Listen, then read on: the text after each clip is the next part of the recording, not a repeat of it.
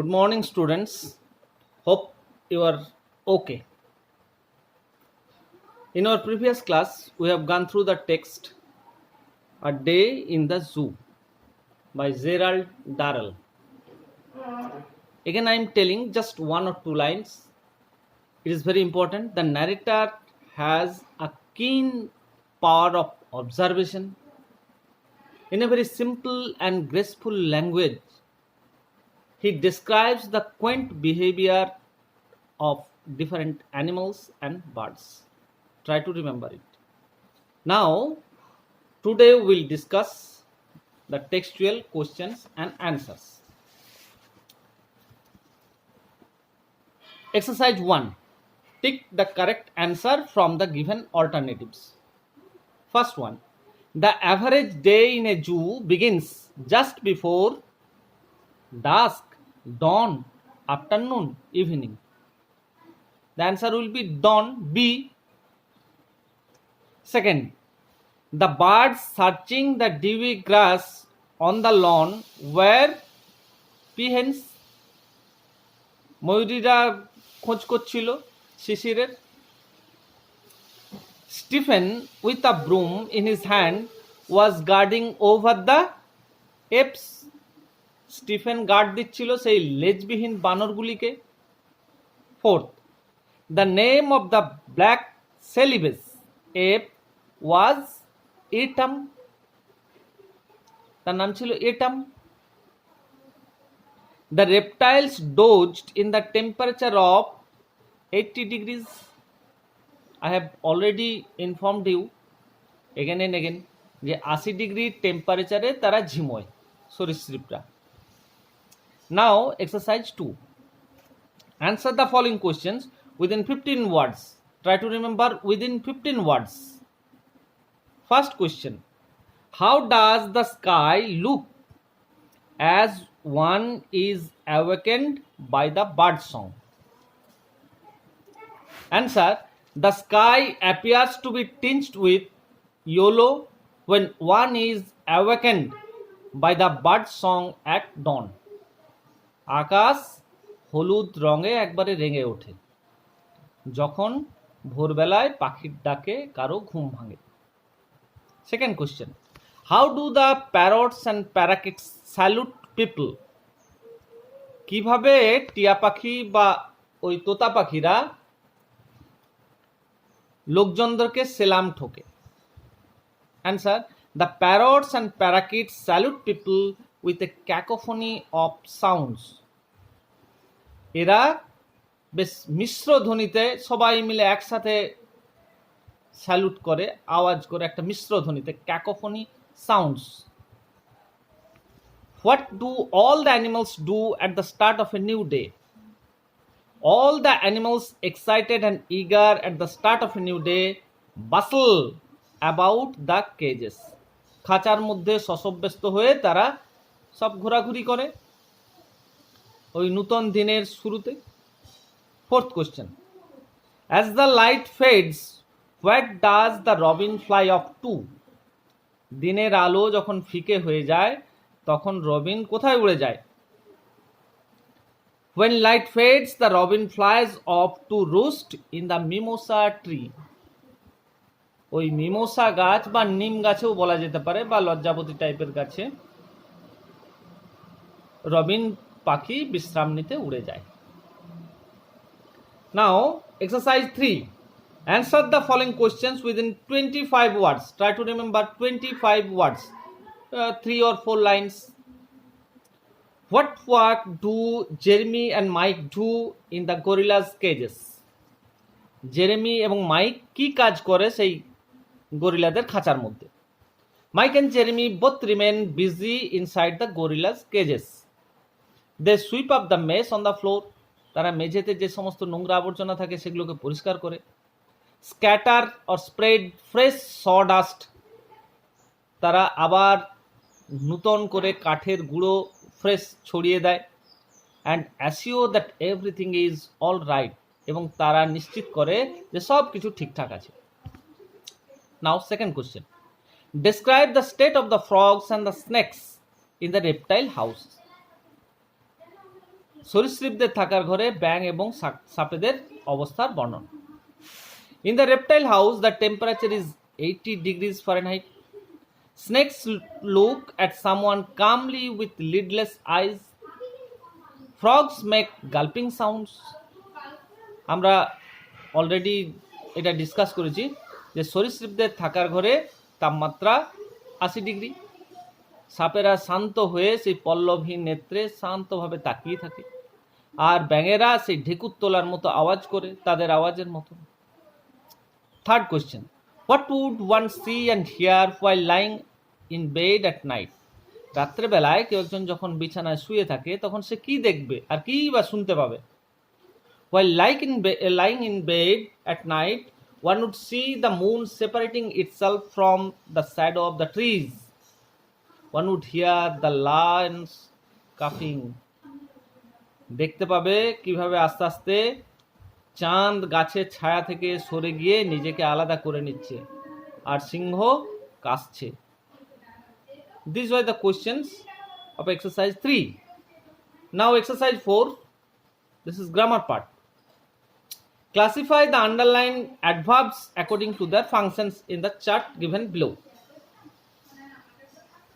The sentences are: I have already done the job. Bappa can go anywhere for his work. Pooja often comes to my place. Nargis sings sweetly. So the adverbs are already, anywhere, often, sweetly. Now functions of the adverb, you have to fill up the chart. Manner, sweetly, সুন্দর ভাবে, মধুর ভাবে। Time, already. Place, anywhere. Frequency, often, মাঝে মাঝে। Now underline the clauses in the following sentences and state what kind of clauses. As he was not there, this is already dependent clause, and particularly adverb clause. I spoke to his brother, this is principal clause. Already we have discussed that clause is a group of words that contains a finite verb and obviously a subject and a finite verb. The part, actually it is a part of a larger sentence. That part which is dependent on the other is called subordinate clause, and which is not dependent, that is main clause or principal clause. Second, the house where Nazrul was born was in Churulia. Where Nazrul was born, this is dependent clause and adjective clause. The house was or is in Churulia, this is main clause and qualifying the noun house. Third, she said that she would return soon. That she would return soon, this is dependent clause and of course noun clause. Used as an object to verb said. She said, it is only principal clause or main clause. Have you read the book which you borrowed from me? Have you read the book?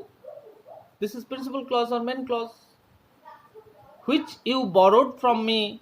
This is dependent clause. And obviously it is relative clause describing the antecedent book. Okay. Now exercise 6. Sentences. Identify the following sentences as simple, complex and compound.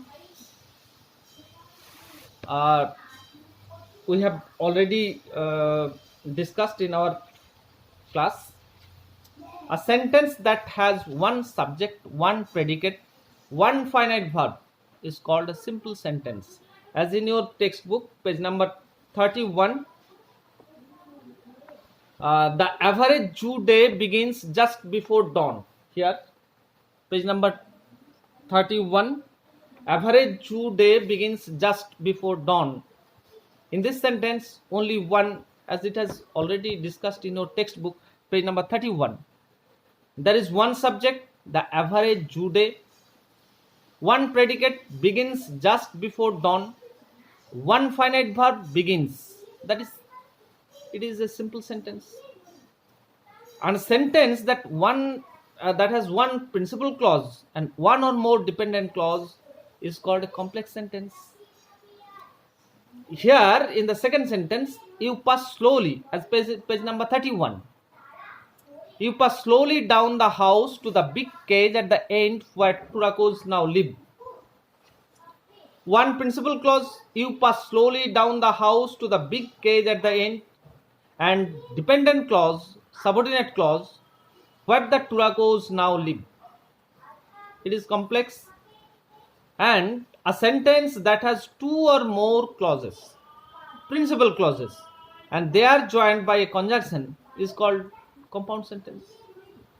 So here in exercise number 6, now try to identify. He is too tired to walk alone. It is a simple sentence. One subject he, one finite verb is. I have a friend who lives in Mumbai. This is the second one. It is complex sentence. One principal clause and one dependent clause. Who lives in Mumbai? Dependent clause. Third, Priyam wrote a letter, but he got no reply. Here there are two principal clauses or main clauses. Priyam wrote a letter, first one. Second one, he got no reply. Two principal clauses and conjunction, but therefore it is compound sentence. Next, being ill, I could not attend school. Simple sentence. One subject and one finite verb. 5. She told me that she would enter a house which is believed to be haunted. It is complex sentence. One principal clause, she told me, and another and other is dependent clause, two or more dependent clause. Therefore it is complex sentence. The sun shines brightly and the flowers bloom. Of course it is a compound sentence. The sun shines brightly, principal clause. The flowers bloom, also principal clause, and the conjunction, and therefore it is compound sentence. So we have discussed the textual questions from exercise 1 to exercise 6. Hope you have understood these questions and answers. Now you have to write the writing portion, and when we will meet in our classroom, I will help you to write it. Okay, have a good day. Stay safe, stay healthy. Oh.